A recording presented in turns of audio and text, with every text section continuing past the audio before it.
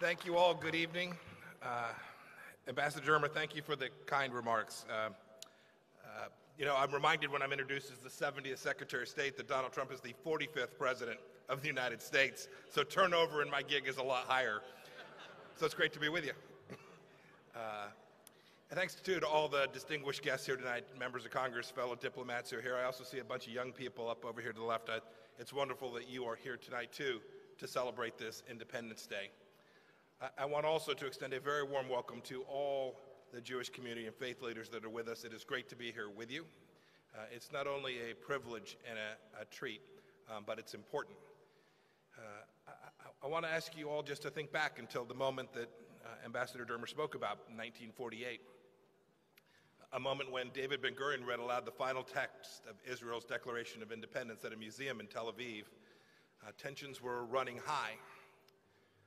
British rule in Palestine was ending that very evening at midnight.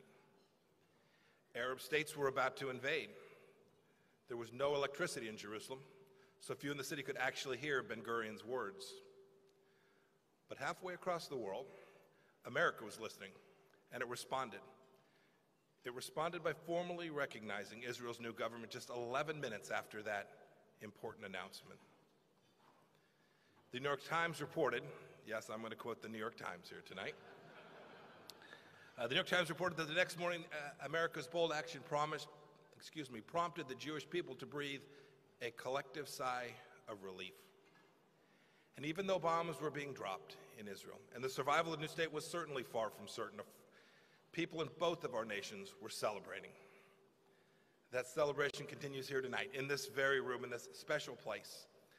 When we think about the statement that Ben-Gurion read, we're reminded of a similar document, one drafted on parchment by a 33-year-old man named Thomas 243 years ago this coming July. Of course, the historical circumstances were different in many ways, but the similarities are striking.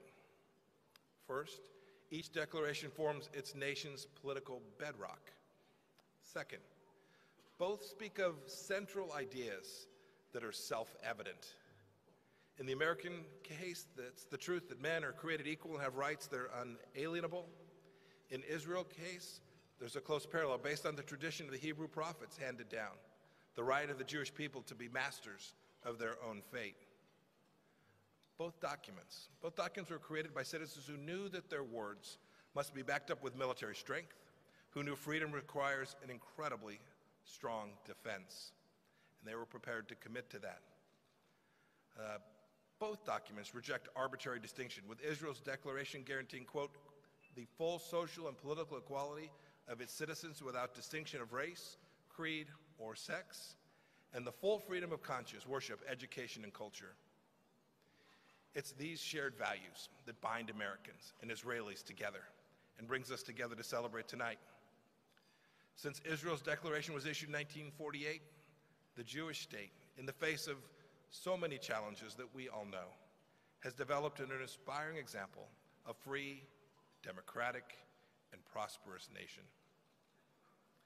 Its population has exploded to more than 9 million citizens today. I had the chance to meet a number of those men and women over my time in service in Congress and now. I met some with my wife Susan just this past March when we were there. I met some of the most amazing people, one of them being your current Prime Minister in Israel. I had the chance to visit him at the Western Wall. I was truly honored to go there, to that special place with him, on the day that President Trump boldly recognized Israeli sovereignty over the Golan Heights. It was remarkable to be there as the first senior American to have gone to the Western Wall alongside an Israeli Prime Minister. And as you all know, and as Ambassador Dermer recounted, it was just one of the many things that this administration has done to stand with Israel. We certainly know of the announcement with respect to our embassy. We've bolstered Israel's security, too, by applying maximum pressure against the single greatest threat to stability and security in the Middle East, and indeed to stability and security in Israel, the Islamic Republic of Iran. We've pushed back hard, too, and this is important, we've pushed back hard, too, against any Israel bias at the United Nations, and will continue to oppose it wherever it raises its ugly head. We're unleashing a fight against anti-Semitism a growing problem across much of the world, including, sadly, right here in the United States. I think the most important thing that you all should take away from these actions by this administration is that they are instinctive, they are reflexive, and they are right. And we do them because of that, because they're in the best interest of both of our peoples. I had an opportunity in London just now, a handful of days ago. I was honored to be the first U.S. Secretary of State to meet with the Archbishop of Canterbury. Along with other senior religious leaders, we talked about the risk of anti-Semitism in the United Kingdom and how we can work together to combat that scourge. Lastly, a brief word. The White House has a vision for peace between Israel and the Palestinians, which we will unveil this summer. It offers an opportunity, although no guarantee, that we hope we can have a brighter future for the Palestinian people. I'll close by returning to David Ben-Gurion. After reading the Declaration back in 1948, he was careful to ensure that a copy of it was placed safely in a deposit box, just in case. He was certainly smart to do so, but I think he'd be pleased to know that that document's greatest repository has been in the Israeli people themselves. Just as the greatest guardians of Jefferson's work are Americans past and present.